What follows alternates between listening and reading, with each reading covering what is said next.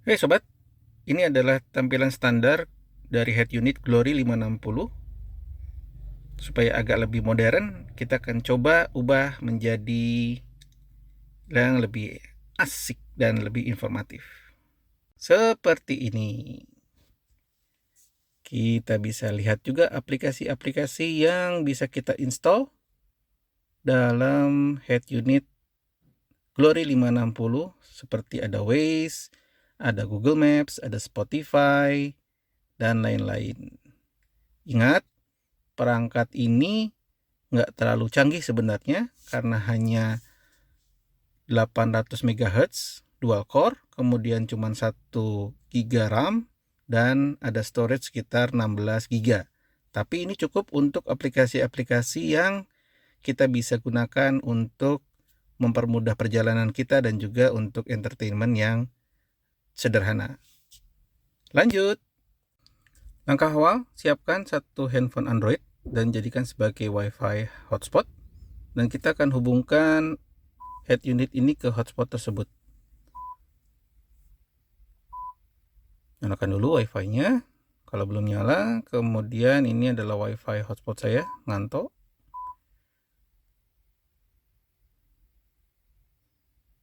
Oke.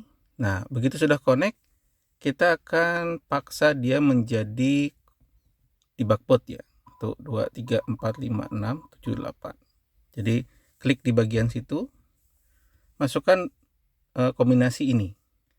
Bintang pagar 518 111 pagar bintang, ada OK, bintang pagar 518 101 bintang ya, kemudian bintang pagar 518 200 pagar bintang.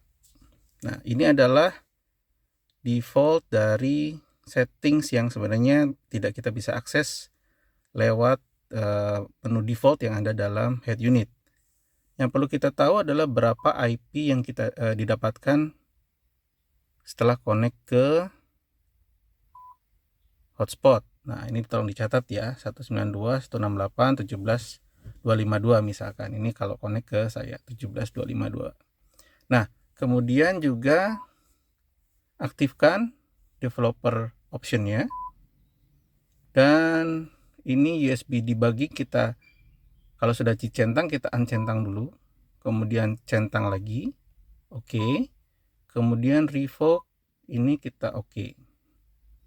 Nah, setelah ini kita siap connect dari handphone Android yang dijadikan WiFi hotspot untuk bisa akses ke head unit ini. Jangan lupa USB disk yang sudah disiapkan berisi file-file yang ada dalam Google Drive dipindahkan ke dalam root folder dari USB disk tersebut dan dicolokkan ke dalam portnya USB dalam head unit. Di HP Android kita jalankan remote ADB Shell, install dulu kalau misalkan belum ada di Play Store. Kemudian masukkan IP dari head unit yang tadi kita sudah lihat di settings 17252, kemudian kita connect. Nah, kalau seperti ini berarti nanti di head unit akan keluar pertanyaan allow USB debugging, tinggal di OK saja. Nah, ini sudah masuk. Kemudian kita ke directory di mana UDISK-nya, USB disk-nya ada. CD spasi slash storage, kemudian slash udisk. Ya, coba ls dulu biar kelihatan filenya ada apa saja. Nah, ini semua APK sudah ada di sini. Kita jalankan perintah ini untuk menginstal semua APK yang ada dalam USB disk tersebut. For spasi F in spasi bintang.apk titik koma do pm install dalam tanda kutip ganda $F. Ini maksudnya semua install yang APK-nya ada di situ. Titik 2 dan kita enter. Nah, ini akan install satu-satu. Tunggu saja sampai ini selesai sehingga nanti semua APK-nya terinstall dan kita bisa lanjut untuk di sisi head unitnya. Setelah semua diinstal, kita akan coba jalankan launcher yang baru, Agama. Kita tekan home di sini. Nah, pertanyaan pertama nanti akan ada, nggak kelihatan ya. Nah, launcher mana yang akan dipilih? Kita akan gunakan launcher Agama. Always, tunggu dulu sebentar sampai dia initialize. Nah, ini sudah jalan ya. Ini animationnya nanti kita bisa disable. Aplikasi semua ada di sini. Yang tadi sudah kita install ya. Kemudian settingsnya ada di sini. Ya. Kemudian di sini juga ada informasi WiFi, ada informasi GPS, ada informasi weather, ada button yang kita bisa nanti ubah ya. Contoh misalkan kalau radio kita rubah, ini kita klik lama, nanti application-nya kita ganti ke aplikasi radio bawaan, misalkan ini radio. Kemudian ini voice comment, cuman ini nggak aktif ya. Kita bisa ganti jadi informasi speed dan berapa lama kita sudah parkir atau diam di mobil. Dengan menggunakan ini kita ganti menjadi parking time.